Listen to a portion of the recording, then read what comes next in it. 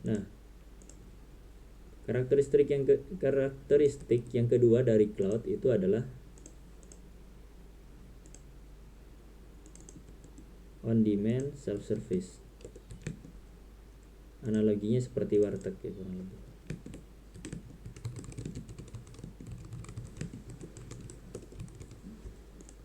Oke.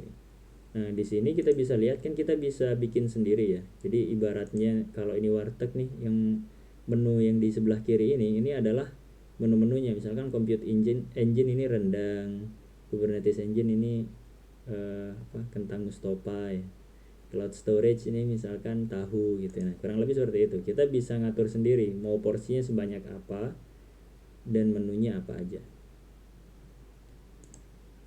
Oke, yang pertama tadi resources pooling, yang kedua on demand self service, kemudian langsung aja kita ke yang berkaitan dengan project tadi ya, multi tenancy. Nah, multi tenancy itu apa? Multi tenancy itu kurang lebih kayak apartemen. Nah, apartemen itu kan satu bangunan ya. Di sana ada satu bangunan, di sini multi tenancy. Multi tenancy. Kan ada satu bangunan tuh. Nah, bangunan ini dibagi-bagi. Ada yang ngontrak di lantai 20, ada yang di lantai 15, ada yang di lantai 10, terus sampai ada yang make di lantai 1 misalkan. Nah, itu disebut multi tenancy. Nah, di sini kita kan ada satu akun nih. Ini adalah akun saya ya. Di sini saya nggak kasih nama organisasinya, jadi anggaplah organisasinya ini no organization. Kemudian ini ada my first project. Nah, my first project misalkan yang nyewa di sini, yang nyewa apartemen di sini nih, anggap ini lantai 1 ya, namanya my first project. Kemudian saya mau bikin lagi new project, misalkan apa ya nama project, misalkan ada satu klien lagi gitu yang ingin eh, yang ingin menyewa juga di apartemen kita, maka kita bikinin satu project. Nah, kalau di Google itu disebutnya project, dan satu Google Cloud ini itu anggapannya seperti satu bangunan itu. Nah, misalkan ada project baru, kita kasih nama apa ya, misalkan pasar. Oh ya, pasar. Eh, ada apa ya, misalkan toko ya, ada toko yang mau pakai layanan kita, misalkan namanya toko keyboard, nah misalnya.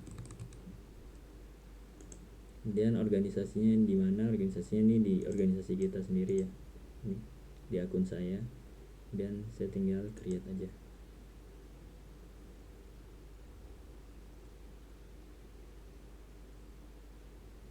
Nah, ini lagi loading untuk ngebikin toko keyboard. Oke. Kemudian kalau untuk berpindah dari satu project ke project lain, kita bisa pakai menu yang di atas ini, yang di sebelah tulisan Google Cloud ini, diklik aja, kemudian all.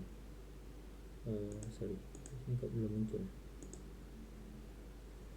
Di sini ada toko keyboard. Nah, kita udah pindah ke toko keyboard. Nah, ini gimana ya, saya harus pindah ini ke sini. Nah, di sini kelihatan kan di bawah no organization ini ada dua project, toko keyboard dan my first project. Nah, misalkan saya mau bikin project lagi, nah tinggal diklik lagi, kemudian kasih nama projectnya misalkan studi DevSecOps.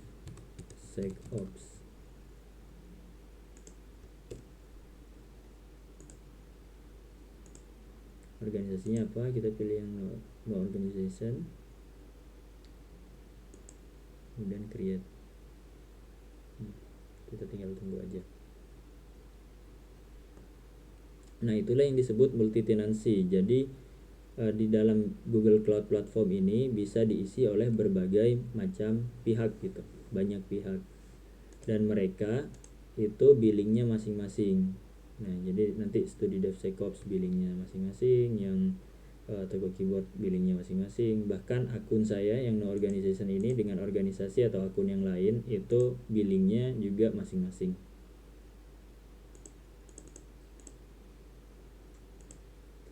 Oke, kita kembali ke menu awal, select project, kemudian kita pilih yang studi DevSecOps. Nah karena dia berada di bawah akun saya, jadi dia mendapatkan kuota yang sama ya. Project ini mendapatkan kuota yang sama dengan project-project yang lain. Dia dapat free credit $300. Oke, karakteristik yang lain apa? Ada virtualization. Virtualization ini nanti kita bikin VM ya. Sini ada virtualization juga nggak?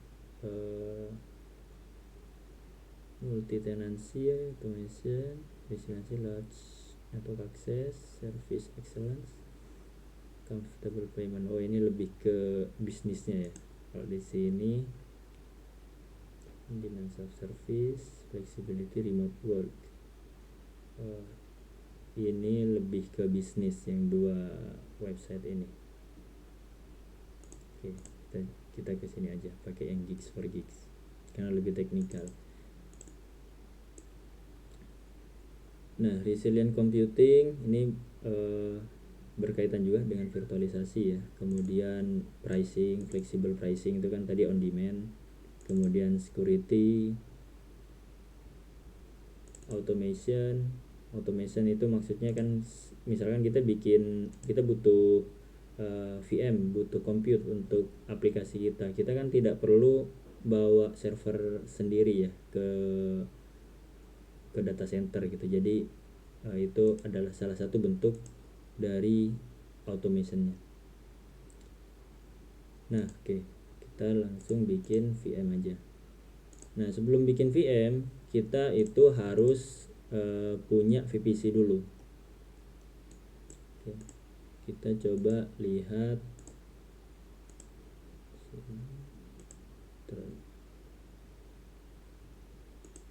terminalnya mau saya sudahi dulu, kita belum butuh. Oke, kita ada di project studi DevSecOps, kemudian kita coba bikin compute.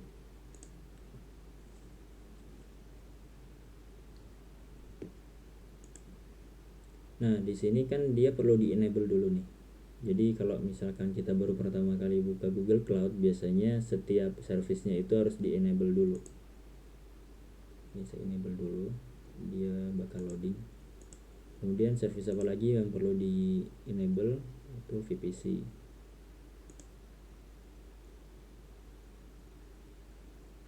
VPC sudah ya. Data could not be loaded. Main some service. Dia harus di enable dulu juga.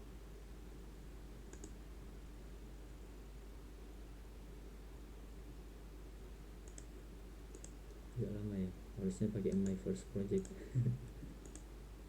Oke, kita ke my first project aja. Lagi loading. Jadi saya karena pertama kali pakai, jadi saya harus enable dulu dan dia butuh loading beberapa saat. Oke, dia sudah bisa ke VPC. Terus coba